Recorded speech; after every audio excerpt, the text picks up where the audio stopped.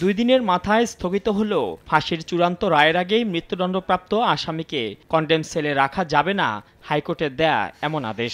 যদিও গত 13ই মে প্রায় 100 বছরের পুরনো আইনকে অবৈধ ঘোষণা করে দেয়া রায়কে ইতিবাচক হিসেবেই নিয়েছিল মানবাধিকার সংগঠন সহ নানা মহল। রাষ্ট্রপক্ষের আপিলের প্রেক্ষিতে হাইকোর্টের রায় স্থগিত করলেন চেম্বার আদালত।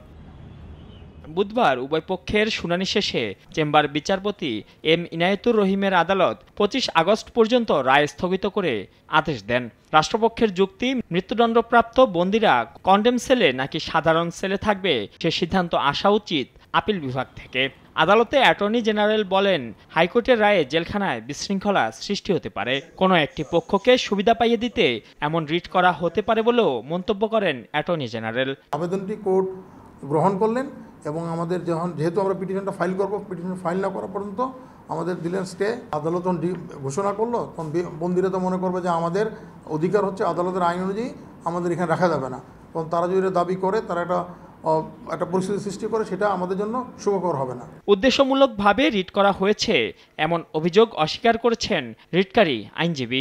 এক পক্ষের আইনজীবীর তো একটি পক্ষ আছেই, এবং সেই পক্ষ কি? সেই পক্ষ হল সংবিধানের বিধান সমুন্নত সেই পক্ষ।